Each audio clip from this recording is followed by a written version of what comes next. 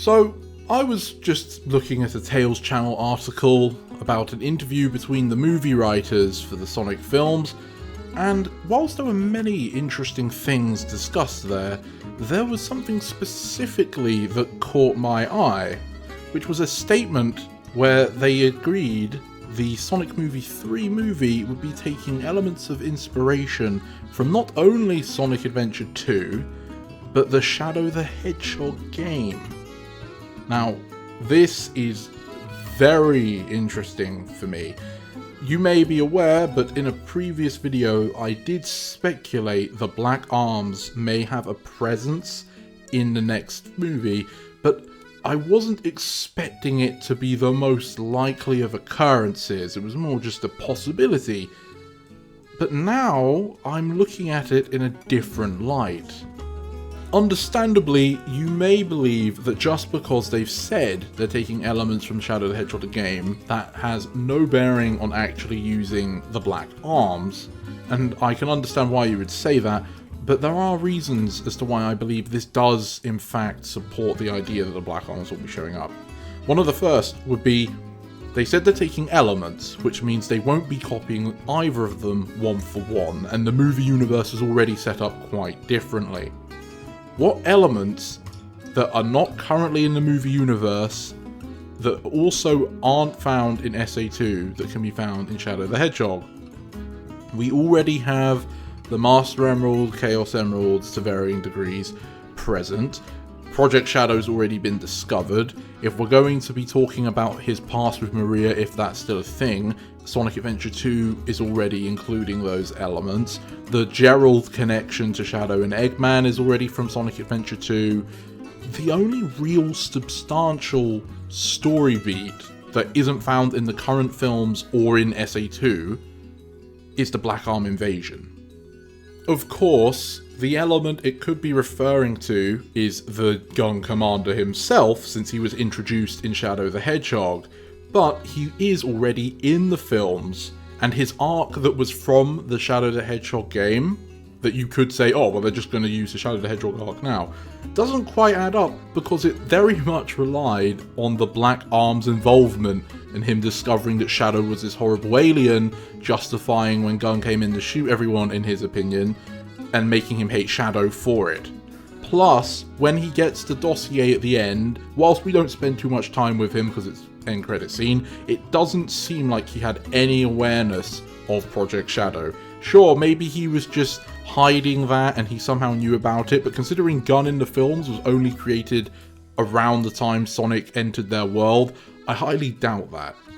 Even despite this, it still puts into question the existence about the arc in the movies, because the Gun Commander clearly didn't grow up on the arc.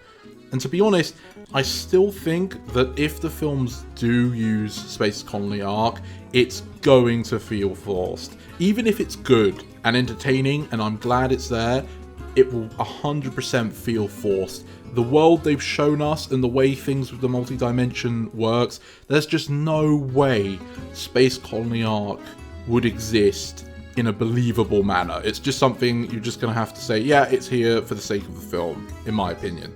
If we focus back to the Black Arms for a bit though, think about it from a movie studio's perspective, not necessarily a Sonic fan perspective. The aliens are probably something you would see is quite favourable for an inclusion, because how many blockbuster films come out in Hollywood that involve aliens invading and people fighting them off? I would argue quite a fair few. So whilst, ironically, Shadow the Hedgehog having aliens was received poorly by reviewers at the time for the game, this time around for the film, general audiences may be a lot more receptive to an alien invasion, but there's been getting a lot of attention throughout all time. Maybe they'll even take a more Marvel Thanos approach to it. Obviously, I would prefer if they kept it authentic, but I'm trying to think from the point of view of a movie studio right now. The Black Arms just offer quite a bit, but also, this bit's pretty important too. If they have the Black Arms, it would help give a reason for Shadow to be bad. As in, if they aren't using Maria, because I have no idea, And if Gerald presumably isn't going to be involved, Shadow is seemingly already known about by GUN. Maybe they even wants to wake him up, we don't know. But if the usual reasons, like Maria's memories, to make Shadow be an antagonist aren't around, Black Doom is quite obviously an easy solution for the films. Black Doom appears before Shadow, tells him about some sort of prophecy, or however they want to go about it, and then he works for Black Doom. Boom, Shadow's a villain, it's a believable way, they didn't have to rewrite his character to be an actual villain, it all works out. Additionally, having Black Doom present in the story allows Sonic and Shadow to have a reason to eventually team up near the end and to go against Devil Doom. Maybe it'll even be both of them go super to do it.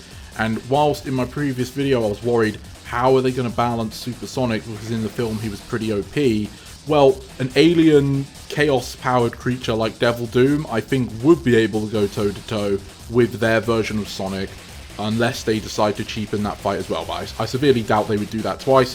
So you could have Super Sonic and Super Shadow teaming up when Shadow realizes he's being manipulated by Black Doom to take him on, which sort of solves my worries about both the super forms being too powerful and what reason can we actually give Shadow to swap sides in the movie version. Plus, Doom wanting the Chaos Emeralds either for himself or for Shadow to power up and work for him means that they're going to send Shadow after our heroes because they have the Master Emerald. And in fact, since the movie universe is more about the Master Emerald than the Chaos Emeralds, Doom might just want the Master Emerald itself, which will still lead him or Shadow to pursue Sonic Team. That interview with the writers did say Sonic Adventure 2 influences, but I've been talking a lot about Shadow only right now. That's because Shadow's story points seemingly fit perfectly in bridging the inconsistencies between what Sonic Adventure 2's story was built upon and the version of the world that the movies are going to have to inherit. So I just think that there's a lot to talk about there. But if we are going to focus a little bit on the SA2 influences they might use as well, Gerald must be involved in some way, whether it's just retroactively through a diary or a report or maybe some old footage, I don't know, but he's got to be involved in some way. And yet at the same time, I can't imagine how he's going to do anything similar to the way he used to do it in the original timeline.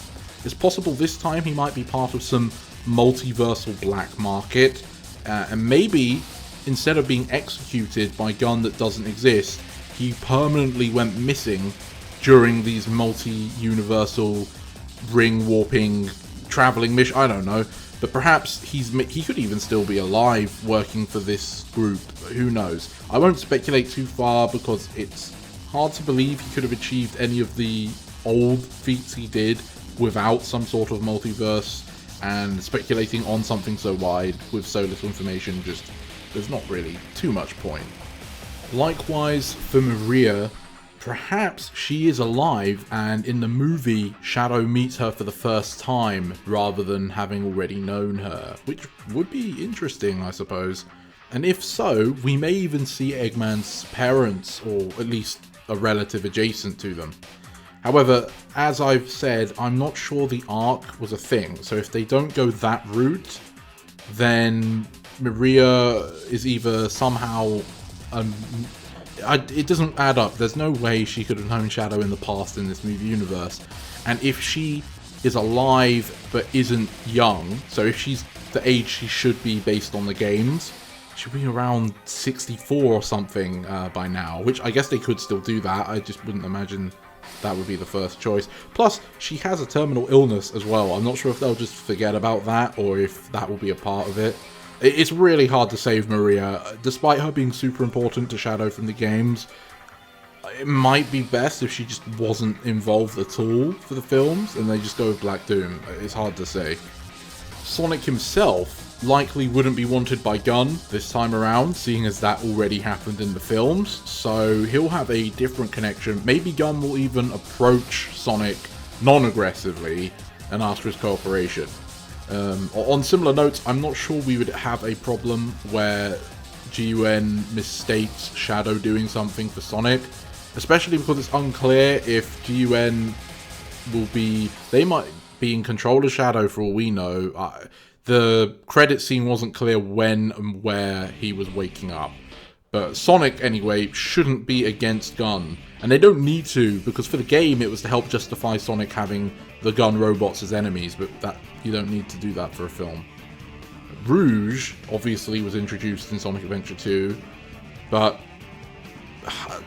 I don't think she's being included, and that still makes me think Black Doom is more likely, as neither herself or Eggman need to be present for Shadow to work if they have Doom as a substitute instead. Not having Amy doesn't really impact the story of either Sonic Adventure 2 or Shadow the Hedgehog that much. I know people want that, but it doesn't make her super important. We've already seen in Sonic X how they just wrote her role out and gave it to Chris Thorndike, and that can be easily done with any of the movie characters, really. And as for Shadow the Hedgehog, her role wasn't important at all, and again can easily be replaced or just excluded. Even if Amy were to be included, it's still unclear how she would fit in, because in the second film, even though Tails had some moments, let's be honest, he was largely overshadowed by Knuckles. And if someone's getting overshadowed in the next film, Amy would 100% lose screen time to Shadow any time of the day. We've already seen they were willing to show the opposition's point of view from either Robotnik or Knuckles. So we're definitely, or hopefully, going to be seeing things from Shadow's point of view, which is even less time for Amy. And Tails could get here because he was smart and he was registering Sonic somehow across the universe. Knuckles was hunting for Sonic specifically and teleporting everywhere. Amy, I don't know how she would know about Sonic. Maybe she did a tarot card reading again. I guess that's what they would do. I don't know, it would feel pretty weak. I'm not saying I hate Amy as a character, I'm just saying that in terms of the film and what we have to work with, she's probably better left out of this one. So there's a lot to go over, obviously, but I think I've hit the main points that caught my mind. Although I will say one thing, if we see artificial chaos in this film, anywhere, at any point, I'm pretty certain we'll be getting a Chaos movie in the future. It might be the next one, or it might be after they build up some more of the characters, but if we see artificial chaos, I'm stating it now that we will have a Chaos movie at some point. With that all said and done, I'll now open the floor to you. Thank you for watching this video all the way to the end. If you liked what you saw, feel free to leave a like and join the conversation in the comments below. Share the video around to keep the discussion alive. I hope you have a great day, and to see you next time. This is the Mighty Emperor, signing off.